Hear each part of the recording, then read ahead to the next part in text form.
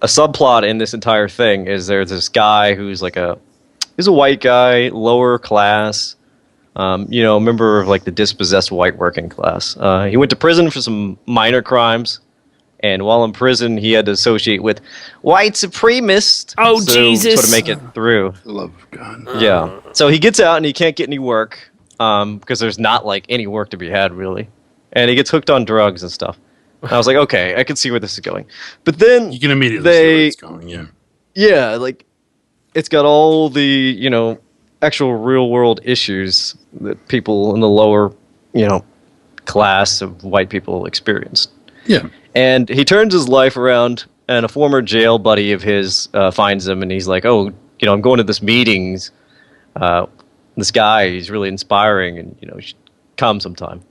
So he's like, oh, okay, well, I guess Richard Spencer that's leading. Yeah, it's a very secretive NPI meeting in a basement with about 120 guys. That's inspiring. And Get the joke yet, Kyle? Yeah. Sorry. So yeah, they go to this meeting, and it's like a scene. The scene from Fight Club when they first show up and they go into the basement, and Tyler Durden's there. He's giving a speech and stuff. Sure, it's pretty much like that. Yeah. And so he starts talking, and this is the text of what he says. He says, "We grow in number each time I visit. Thank you, my friends, for your courage and dedication to our cause. I've just come from Europe, my homeland, and do you know what I saw there? It was an invading army. These so-called refugees, millions of them, are marching across the continent, bringing their fanatical beliefs and their crime with them. They attack our women and bomb our cities. And how do our leaders respond? Do they push them back and enforce the borders, as is our sovereign duty? Of course not. They say, here, take our food, take our shelter, take our way of life, and then take our lives. Mm-hmm. This is despicable. So it is good to be here where some men still know how to fight. When I was a young man, there was a great war, and our two countries did not see eye to eye. But all the sides agreed on certain things. The fundamental responsibilities of a nation, protecting the land through strength, preserving the heritage and culture of the people, and offering them opportunity. Now look at the world today. Look here at the dead husk that was these United States. How the mighty have fallen. And who is protected, I ask you? On my flight, I was briefed about these brave patriots fighting the government's illegal claims to their land. Who does the land belong to if not to the people? This is who your government sees as the transgressors? What about the criminal trespassers who make a mockery of your borders? No, of course they are protected. But that is only the beginning. Your entire culture is under siege. The principles your country is founded upon lost in the name of tolerance. Your religion, your beliefs, your sense of community, all tossed aside like trash. And you cannot even speak out against it unless you be called a bigot. Mm-hmm. And here's my favorite part. And who benefits from all this but the vultures feasting on the carcass? The bankers who stole your homes out from under you and the politicians they purchased. Well, let them call you what they will. I know who you truly are. The beginning of a revolution. The first to see the collapse of the old guard and the road to something glorious. The glory of Hydra.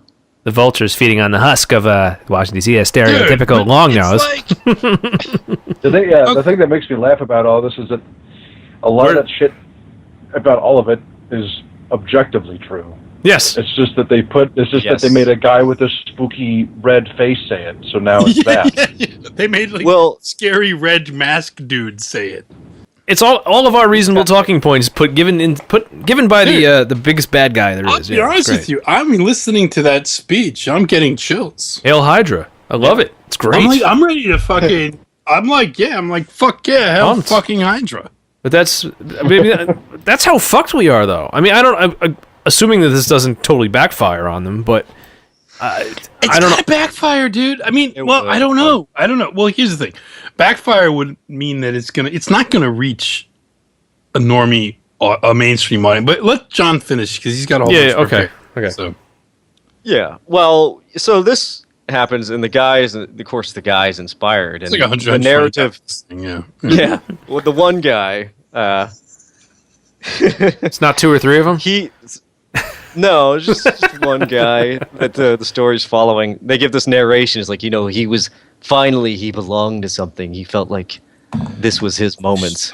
Oh, God. And so subversive, but yeah. Good. The next scene, you see these guys like beating a homeless with baseball bats. And 'Cause that's like immediately what follows, right? Yeah. Yeah. And they weren't even like, get a goddamn job, Al. They just started beating the guy. It's an American Psycho reference. But anyway.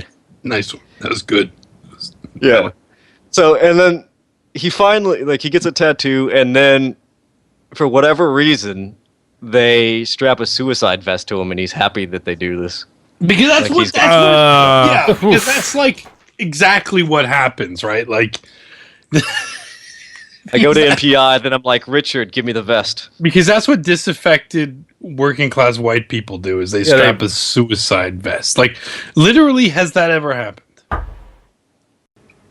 And I honestly don't remember ever, from when I was a kid, the Red Skull engaging in political rhetoric.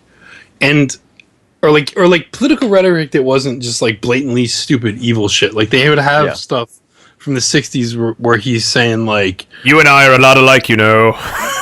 One of those things. Hitler did nothing he was wrong. saying, come, Mr. Bond, you enjoy killing as much as I do. No, he was saying dumb shit like, I'm gonna, like, I am the embodiment of hatred and I will rule the world. And it's like obviously stupid evil shit, right?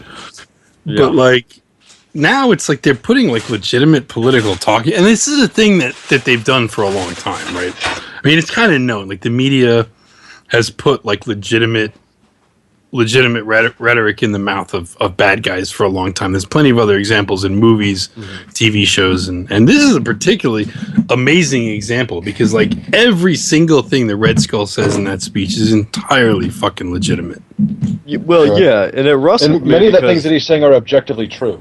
Yeah. Objectively, like there's no debate. Why. It's true. Yeah. But because And this spooky red face said it, then it's not legitimate for whatever. Did you know he supported Hitler? Yeah. Right. So that's So what they're putting it's like a guy straw who's man. Yeah. Oh, look, this guy was on Hitler's team, and look what he's saying now. Look what he's doing now.